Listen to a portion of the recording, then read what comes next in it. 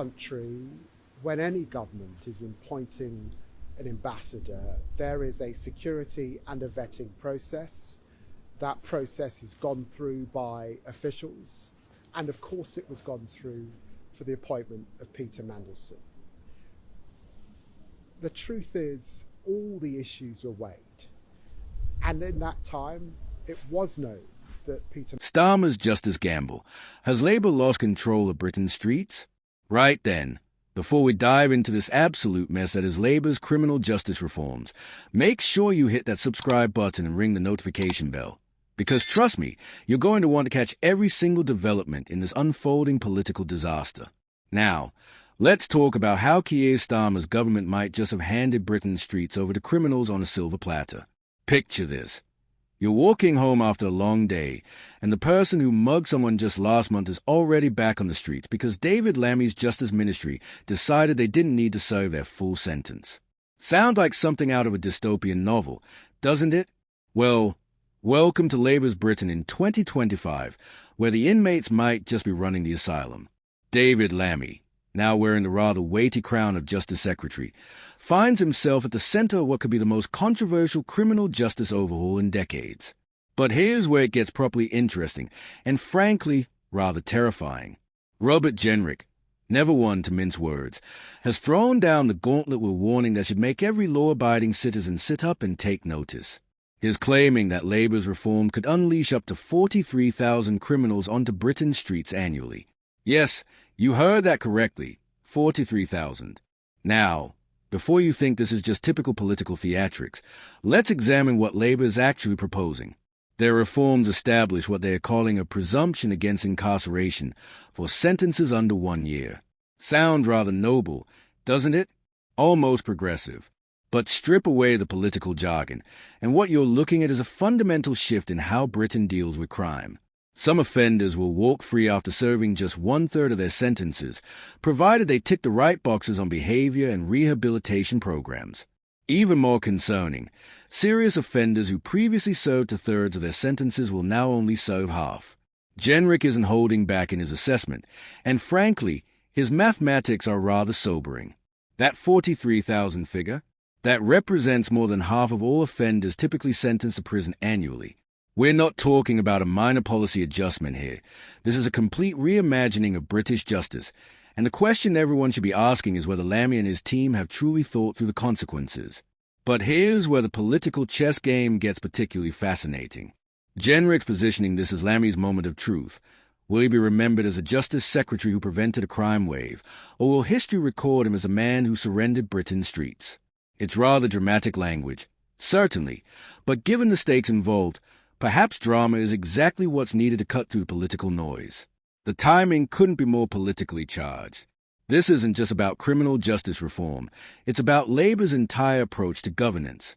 Jenrick's weaving this into a broader narrative about Starmer's leadership, pointing to what he sees as a government already in disarray barely a year into its term. The reshuffle that saw Angela Rayner step aside and Yvette Cooper move from the Home Office? According to Jenrick, that's an admission of failure, particularly on the boat's crisis that continues to dominate headlines. Now, let's be fair to Labour for a moment. They inherited a prison system that was, by most accounts, in crisis. The previous Conservative administration managed to add fewer than 500 prison places to the estate over 14 years. 14 years. That's not exactly a stellar record of forward planning, is it? Labour insiders are quick to point this out, suggesting that Jenrick has some brass neck criticizing their approach when his own party left the system in such a state.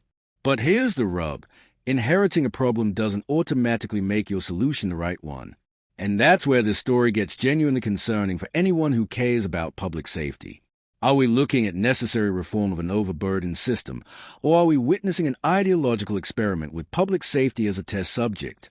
Jenrick's painting a rather apocalyptic picture, warning that unless Starmer changes course, Britain could be heading for a 2008-style catastrophe that makes everyone worse off. He's not just talking about crime here. He's suggesting this is part of a broader pattern of mismanagement that could lead to economic disaster. Strong words.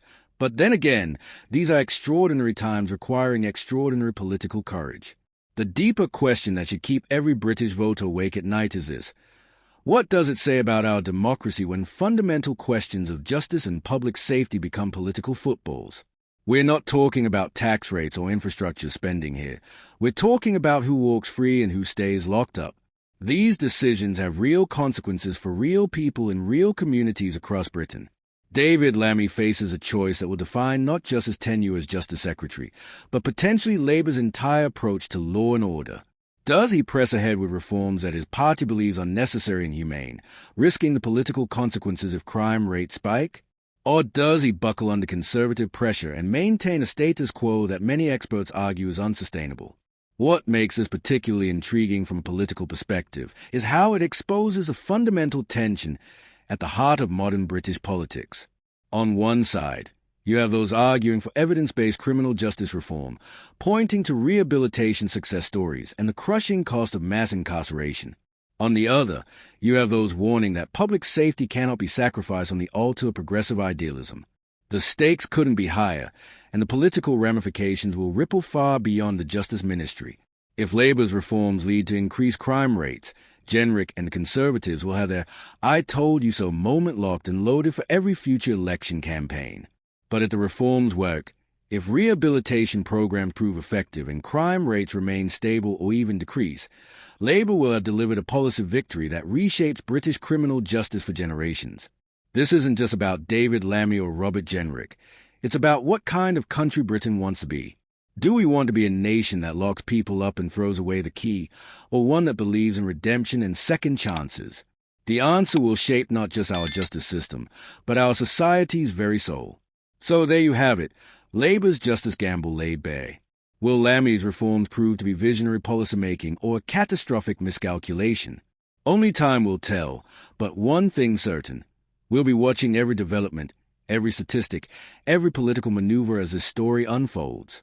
Make sure you're subscribed because this story is far from over.